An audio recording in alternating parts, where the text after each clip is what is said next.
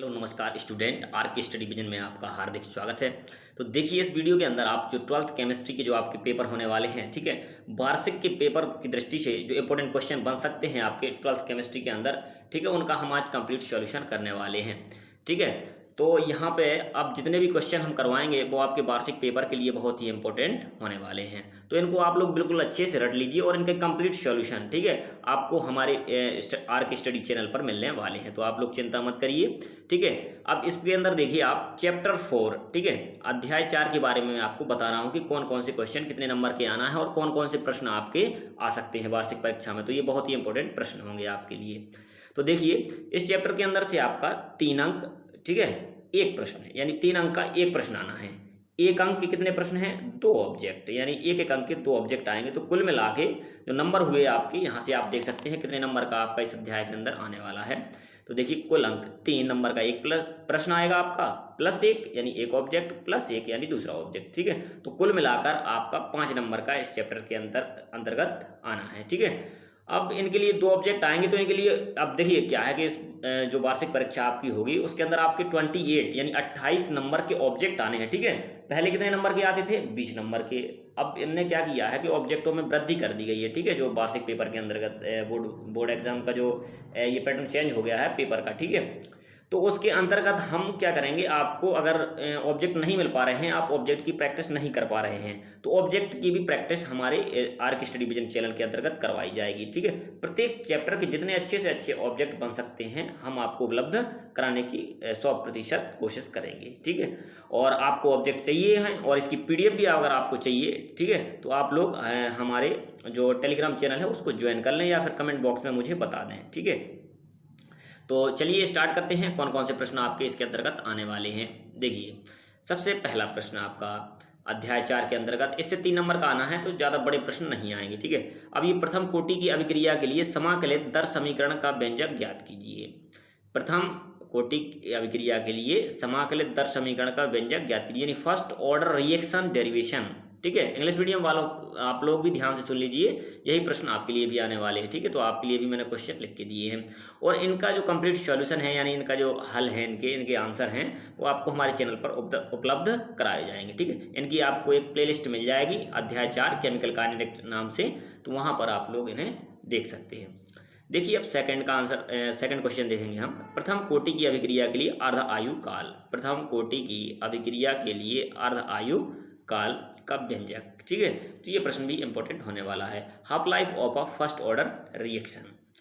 अब इसके बाद आते हैं क्वेश्चन नंबर 3 पर। देखिए जितने भी प्रश्न हैं सभी आपको याद करने हैं और इनमें से प्रश्न आपके पेपर में जरूर पूछे जाएंगे, कोई ना कोई प्रश्न जरूर आएंगे।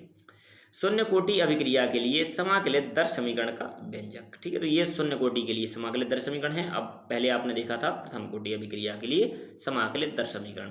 इसके बाद हम आगे बढ़ते हैं, इसी का शून्य कोटि अभिक्रिया के लिए अर्ध आयु काल का व्यंजक। देखिए मैं आपको बता दूं कि अगर आप फर्स्ट ऑर्डर रिएक्शन का ये व्यंजक कर लेंगे तो आपको इसका जो अर्ध आयु काल का व्यंजक है ये बहुत ही आसान लगने लगेगा और इसमें ज़्यादा कुछ है नहीं, ठीक है। तो ये आपसे आसानी से ये बन जाएगा।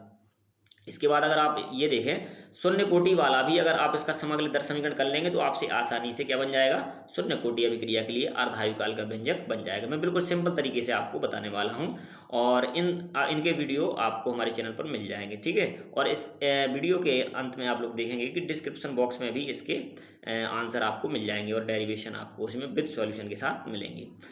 इसके बाद आगे बढ़ते हैं हम क्वेश्चन नंबर 5 की तरफ। तो यहाँ पे आप लोग देखेंगे क्वेश्चन नंबर 5 में, अभिक्रिया की कोटि किसे कहते हैं, उदाहरण सहित समझाइए। What is the order of a reaction, ठीक है। तो ये आपको क्वेश्चन नंबर 5 का क्वेश्चन नंबर 5 है 4th लेसन का, ठीक है।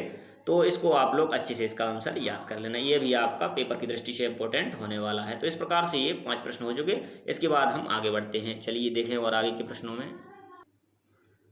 तो देखिए यहाँ से अगला प्रश्न आपका क्वेश्चन नंबर 6, अभिक्रिया की दर एवं दर स्थिरांक में अंतर, ठीक है। Difference between rate of reaction and rate constant, इसमें डिफरेंस हमें याद करना है अच्छे से, ये भी इंपॉर्टेंट क्वेश्चन है आपका बोर्ड के लिए, ठीक है। इसके बाद आगे बढ़ते हैं, अणुसंख्यता एवं अभिक्रिया की कोटि में अंतर, difference between molecularity and order of reaction. तो ये भी इंपॉर्टेंट क्वेश्चन होने वाला है आपकी वार्षिक परीक्षा के लिए, ठीक है। अब इसके बाद आगे बढ़ते हैं। ये आपके दो डिफरेंस है, ये बहुत ही इंपॉर्टेंट हैं, ठीक है, और ये पेपर के अंतर्गत बहुत ज़्यादा पूछे जाते हैं, कई बार पेपरों में आ भी चुके हैं आपके वार्षिक पेपर के अंतर्गत। चलिए आगे बढ़ते हैं क्वेश्चन नंबर 8 की तरफ। तो यहाँ से देखेंगे आप लोग, दर्शाइए कि प्रथम कोटि की अभिक्रिया के लिए 99.9% अभिक्रिया पूर्ण होने में लगा समय उसके अर्ध आयु काल का लगभग 10 गुना होता है। तो यानी हमें सिद्ध करना है, यानी प्रूव दैट T99.9 इतने % रिएक्शन पूर्ण हो जाती है, तो जो अर्ध आयु काल है वो इसका 10 गुना समय इसमें लगता है, ठीक है। यानी 99.9% रिएक्शन पूर्ण होने में अर्ध आयु काल का 10 गुना समय लगता है। तो ये हमें प्रूव करना है, ठीक है, इतना लाना होता है। चलिए आगे बढ़ते हैं। ये इंटीजर टाइप के क्वेश्चन हैं। देखिए आपसे अगर फर्स्ट ऑर्डर रिएक्शन का व्यंजक बन जाएगा और अर्ध आयु काल का व्यंजक कर लेंगे तो इंटीजर टाइप के क्वेश्चन आपके सामने बिल्कुल भी टिकने वाले नहीं हैं। आप लोग इन्हें आसानी से कर सकते हैं और इनकी मैं बिल्कुल सिंपल तरीके से आपको समझाऊंगा कि कोई भी प्रश्न इसका ऐसा नहीं रहेगा जो आपको समझ में ना आए, ठीक है। चलिए आगे बढ़ते हैं। इसके बाद देखिए इंटीजर टाइप का क्वेश्चन नंबर 9, दर्शाइए कि प्रथम कोटि की अभिक्रिया में 99% अभिक्रिया पूर्ण होने में लगा समय 90% अभिक्रिया पूर्ण होने में लगने वाले समय से दोगुना है। तो ये भी लगभग वैसे ही प्रश्न है, अगर आपसे वो वाला प्रश्न बन गया तो ये भी बन जाएगा। T99% इक्वल टू T90%, यानी 99% जो रिएक्शन पूर्ण होगी उसमें दोगुना समय लगेगा, किसकी तुलना में, 90% अभिक्रिया की तुलना में। तो ये दोनों इंटीजर टाइप के क्वेश्चन थे। ये भी आपका इंटीजर टाइप जैसा क्वेश्चन है लगभग वैसे ही, ठीक है, इसमें थ्योरी कम है आपका। जैसे देखिए अगला लास्ट वाला जो प्रश्न है आपका 10वां, किसी अभिकारक के लिए एक अभिक्रिया द्वितीय कोटि की है। अभिक्रिया कौन सी कोटि की है, द्वितीय कोटि की है। तो अभिक्रिया का वेग कैसे प्रभावित होगा यदि अभिकारक की सांद्रता दुगनी कर दी जाए या फिर आधी कर दी जाए। तो ये आपके दो प्रश्न इसके अंतर्गत आते हैं क्वेश्चन नंबर 10वां में, ठीक है। तो ये आपके इस प्रकार से 10 प्रश्न हैं। इसमें एक और प्रश्न आप लोग कर सकते हैं जो आपके ऑब्जेक्ट के लिए भी इंपॉर्टेंट रहने वाला है।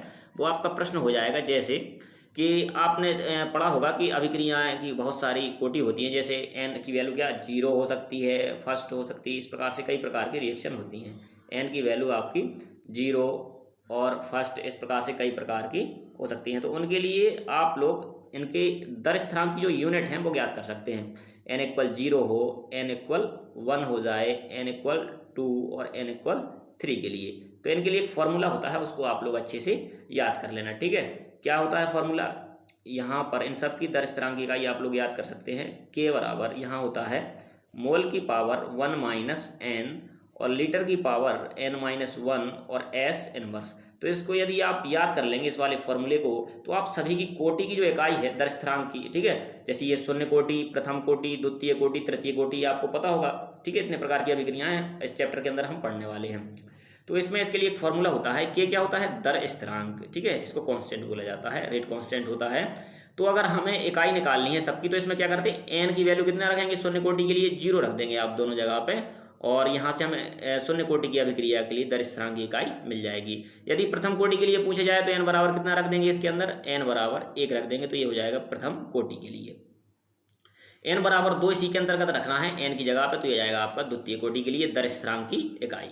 इसी प्रकार से n बराबर अगर हम 3 रखते हैं तो यह जाएगा आपका तृतीय कोटि अभिक्रिया के लिए दर स्थिरांक की इकाई। तो बिल्कुल सिंपल तरीके से है, ठीक है। और ऑब्जेक्ट में आने के बहुत ज़्यादा इसके चांसेस है। अगर प्रश्न में नहीं पूछा जाता है तो ऑब्जेक्ट के अंदर एक प्रश्न आपका ऑब्जेक्ट इस प्रकार का जरूर बनने वाला है, ठीक है। तो इसी प्रकार के अन्य चैप्टर के भी अगर आपको प्रश्न और आंसर या क्वेश्चन आंसर चाहिए तो आप लोग हमें कमेंट बॉक्स में बता सकते हैं, और सभी के ऑब्जेक्ट हम लाने वाले हैं, उनके लिए PDF फॉर्म में आपको ये दिए जाएंगे, और डिस्क्रिप्शन बॉक्स के अंदर आपके इसमें इनके सॉल्यूशन मिलेंगे कुछ, ठीक है, और कुछ अपलोड भी होने वाले हैं जो बाकी हैं। हमारे चैनल पर सभी आंसर इसके जितने भी इंपॉर्टेंट क्वेश्चन हैं उपलब्ध कराए जाएंगे। तो बने रहें हमारे चैनल के साथ। थैंक यू, मिलते हैं अगले वीडियो के अंदर।